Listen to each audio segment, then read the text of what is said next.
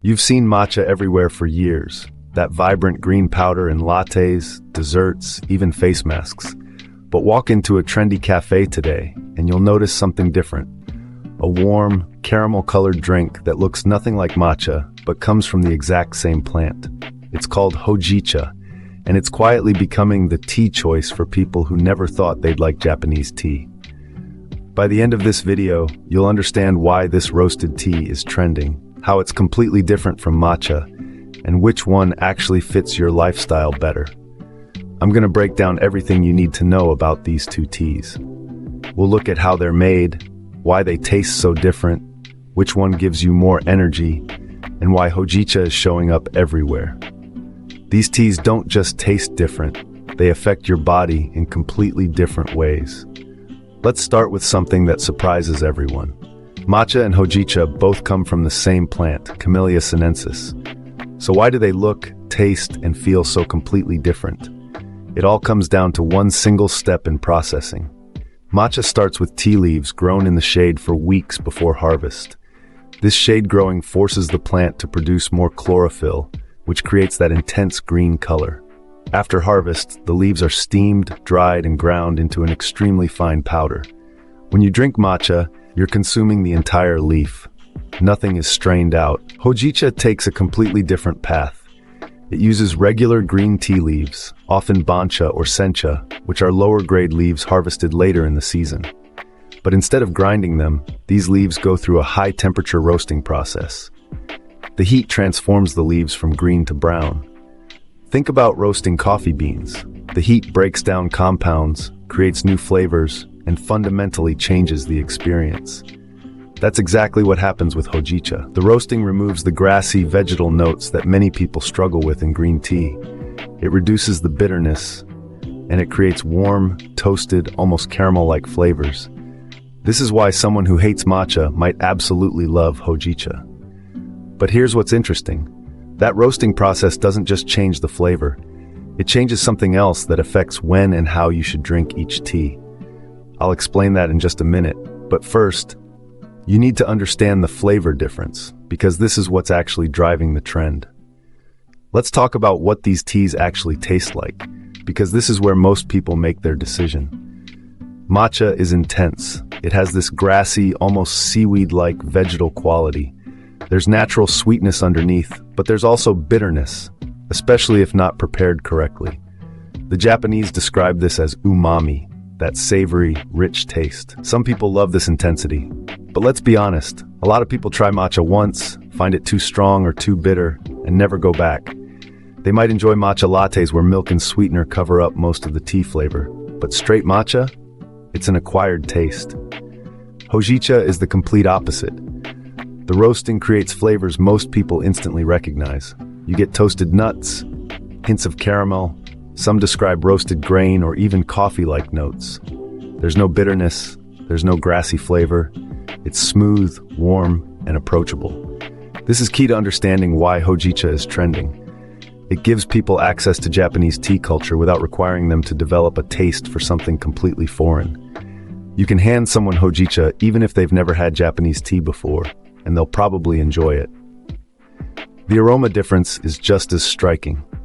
Matcha smells fresh and green. Hojicha smells like a coffee roaster or bakery. It's toasted, nutty, comforting. Now remember I said the roasting process changes something beyond just flavor?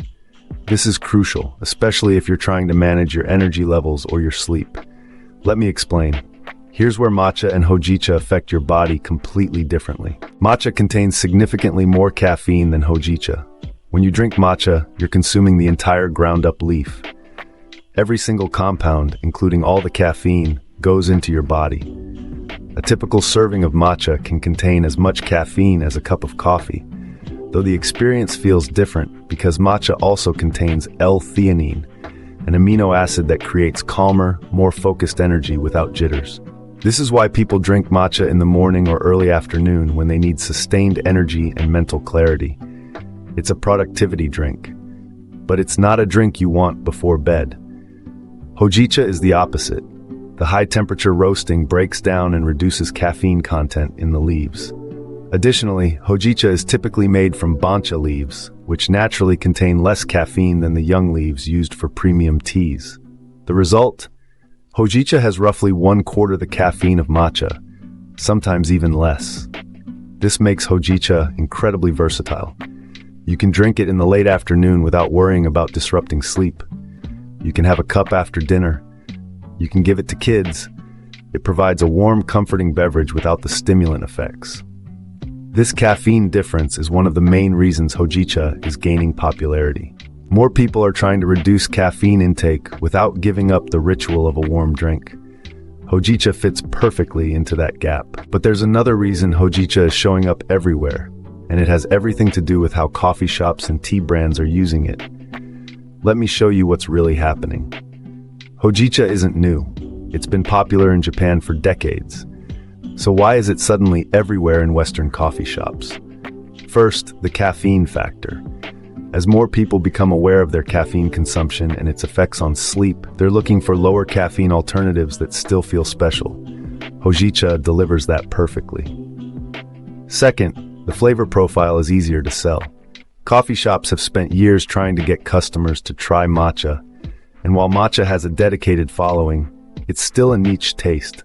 Hojicha's toasted, nutty notes are instantly familiar. Someone who loves coffee but wants less caffeine can transition to Hojicha without compromising on flavor. Third, Hojicha lattes are visually distinct. After years of bright green matcha lattes, Hojicha lattes offer something new. That warm brown color photographs beautifully and stands out. But here's what's really interesting. The rise of Hojicha isn't replacing matcha. It's expanding the conversation. Matcha still has its place as the high-caffeine, high-antioxidant energy drink. Hojicha is adding a new option for people who want something gentler, more accessible, more versatile throughout the day. Coffee shops are positioning Hojicha as the afternoon or evening alternative to morning matcha. It gives customers a reason to come back later in the day without ordering something that will keep them up at night. Let's talk about how you actually make these teas.